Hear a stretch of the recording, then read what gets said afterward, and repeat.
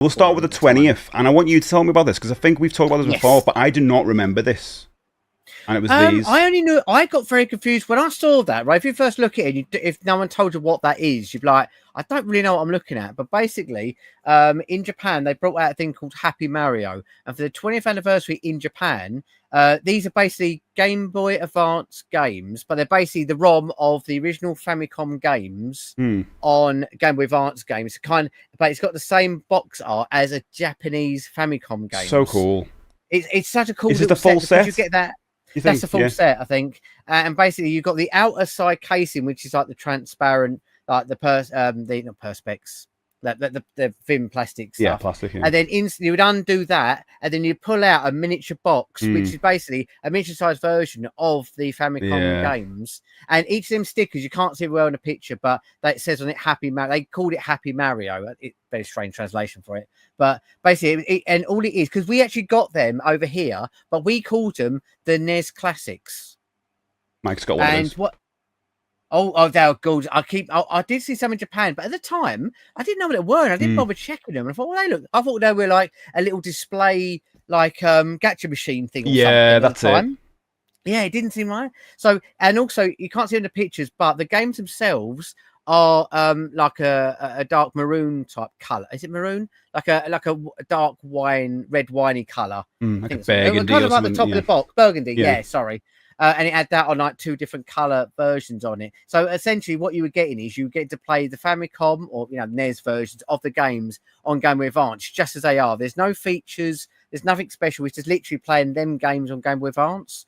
And I said there was a set of 12. Japan got a few. I think there might be more, but I think these are the main key ones that everyone would get. Because you had stuff like Dig Dug and things like that, which we didn't get. You know what? Because I got Dig Dug, got Xevious at the top right, like Pac-Man, we got Ice Climber, Balloon Kid. Is that Balloon Kid? That's Balloon Fight. Balloon Fight, is it? Before Balloon Kid. Yeah, okay. That's the one where it's one screen. It's like an arcade style, and then Lost Levels, Mario Brothers, or Lost Levels, even. And then proper Mario 2. Yeah, we call it. Yeah, that one. And basically these were, it was just playing those. As I said, we got them over here, but the way they did it over here to kind of represent the NES in UK or the Western audience, America and us and that, we got them as well. But it hasn't really boring. But it's basically NES Classics and all the cartridges, because normally Game Boy Advance cartridges are black. Yeah, These we got ones, them. Are grey. Yeah, the whole set are in grey, and I've got the full set. I've only got them loose. I don't have love the those. box, but they're a lovely little set. I'm guessing like they've gone up in price now. I'd love those. I'd love these. I think that's be nice for the collection. These because you don't need none of this in English. And these boxes, as I said, our ones were a bit boring. They basically did them like the black box of the NES. So it's basically the simple artwork with the black with NES Classics. And I think America called it slightly different. We had NES Classics and something else. But the cartridges are very cool. You know what's really cool? This is really geeky, just because of the packaging, because I'm all about packaging. I love the angles that the games are at.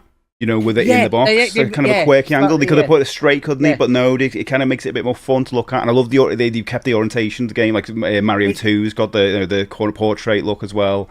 Yeah, I think really they did it in a way of like how you would see it in a magazine when they advertise it in the box in a magazine or something. Oh god, when I think of this, I think so much potential of what they could do for the new, the 40th, which we're going to come to.